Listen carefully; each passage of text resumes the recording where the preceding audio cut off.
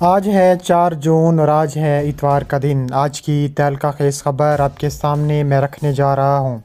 नाज़रीन गिरामी, भारत का सऊदी अरब को तेल के ज़खायर खाली करने की धमकी मोदी सरकार के गले पड़ गई। सऊदी अरब का भारत को फ़ौजी मकासद के लिए ज़ख़ीरा किया गया तेल ओपन मार्केट में लाने का अल्टीमेटम जारी कर दिया गया।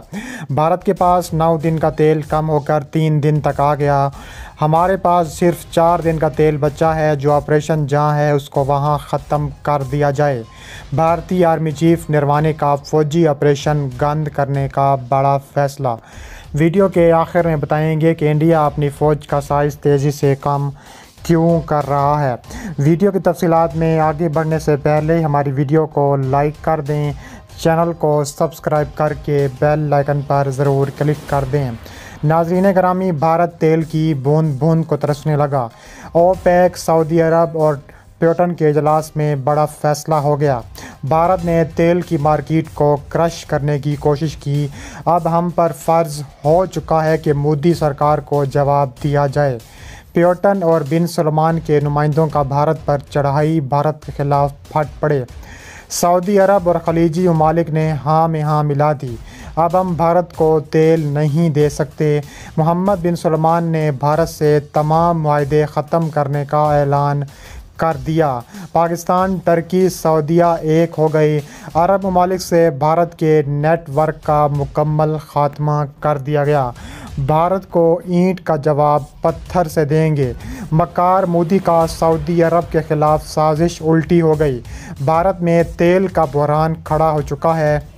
भारत अमेरिका और चीन के बाद तेल सर्व करने वाला दुनिया का तीसरा सबसे बड़ा मुल्क है।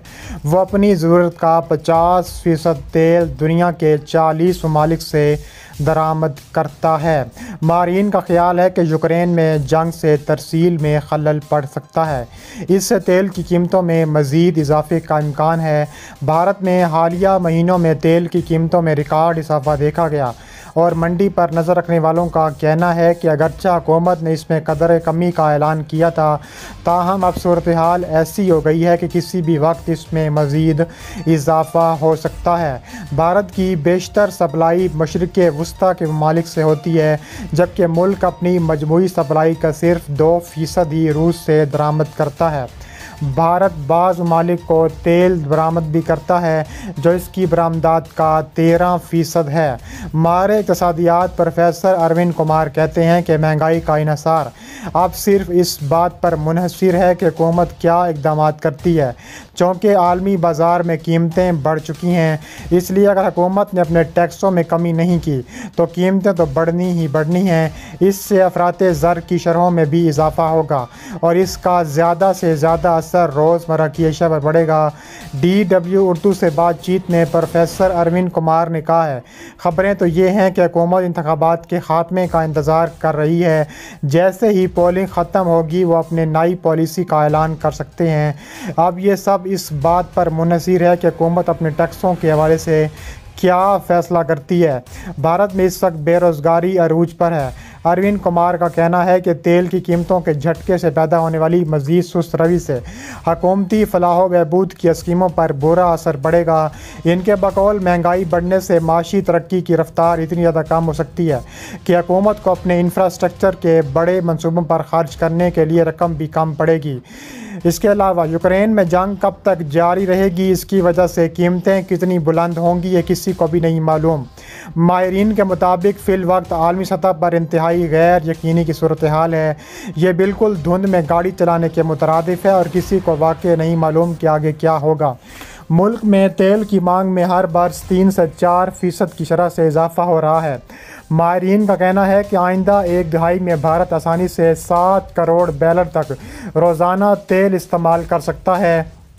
तेल का ज़ख़ीरा ज़्यादातर हिस्सा तकरीबन 30 करोड़ गाड़ियों को सड़क पर रखने के अलावा पेट्रोकेमिकल और प्लास्टिक जैसी मुख्तलिफ सनतों के लिए खर्च होता है। भारत के टैक्स आमदन में तेल पर ज़्यादा मुनहसर है।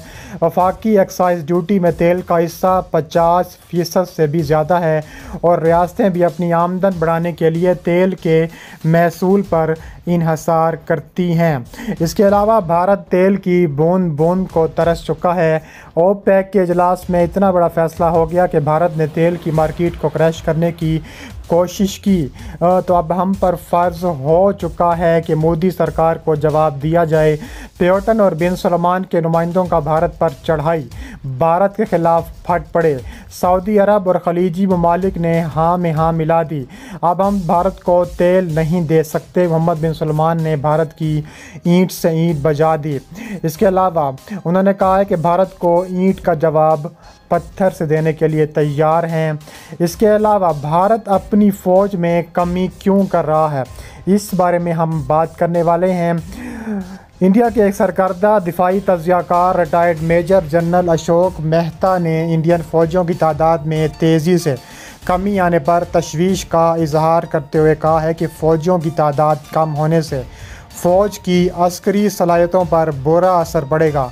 इंडिया के एक सरकर्दा अखबार इंडियन एक्सप्रेस में शाये एक मजमून में उन्होंने लिखा है कि कोरोना की वबाई मरीज़ के दौरान 3 साल के अरसे में फ़ौज में जवानों की कोई भर्ती नहीं की गई थी, जिससे बड़ी फ़ौज की मजमूई तादाद में 1,80,000 फ़ौजियों की कमी वाक़ हो चुकी है।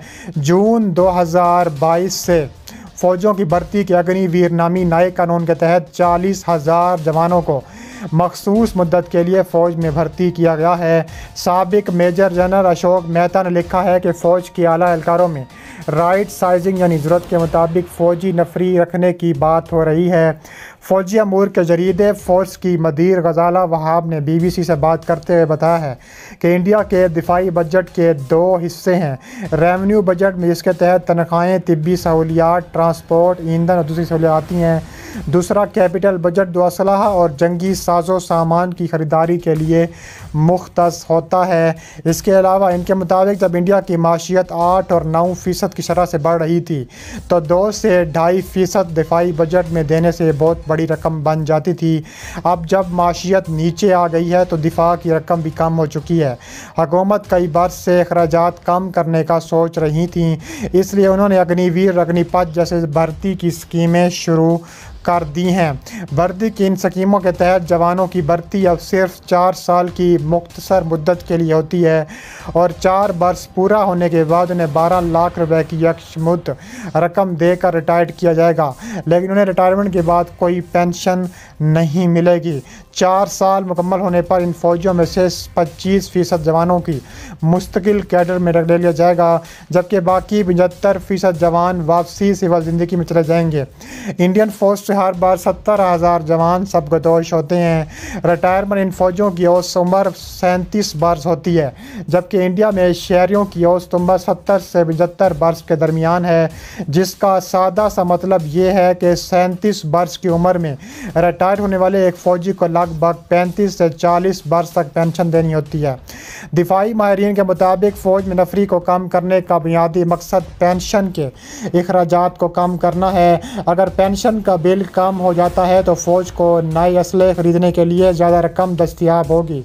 दिफाई तज्ज़ियाकार राहुल बैदी कहते हैं कि हुकूमत ने अग्निवीर, अग्निपथ की जो नई स्कीमें शुरू कर दी हैं, इससे कई अस्करी माहिरीन मुत्तफ़िक नहीं हैं। इनके मुताबिक इससे पेंशन बिल तो कम होगा, लेकिन फ़ौजियों की तादाद घटने से मुल्क की दिफाई सलाहियत पर बुरा असर पड़ सकता है। उन्होंने कहा है कि इंडिया का पाकिस्तान के साथ सरहदी तनाज़ा, चीन के साथ सरहदी मसला है, अंदरूनी सलामती के मसाइल हैं, कश्मीर में अस्करियत पसंदी का मसला है, इसमें फ़ौजियों की बड़ी तादाद की ज़रूरत पड़ेगी। अगर नंबर नहीं हुआ तो इन मामलात से निपटने में शदीद परेशानी हो सकती है। इसके अलावा जून 2022 से फ़ौजियों की भर्ती के अग्निवीर नामी नए कानून के तहत 40,000 नौजवानों की भर्ती मज़ीद की गई थी। इसके अलावा कहा जा रहा है कि भारत बुरी तरह शिकस्त खा सकता है चीन से अगर उसने मज़ीद भर्ती ना की। राहुल बैदी कहते हैं कि इस वक्त इंडिया में तकरीबन 13 लाख की फ़ौज है, जिसको घटाकर 8 लाख पर लाने का मंसूबा तैयार हो चुका है। अगर 5 लाख फ़ौज मज़ीद कम कर दी जाए तो पेंशन, तनख्वाहों, मेडिकल और दूसरी सहूलियात के अखराजात में भी इसकी मुनासबत से कमी वाक़ हो जाएगी।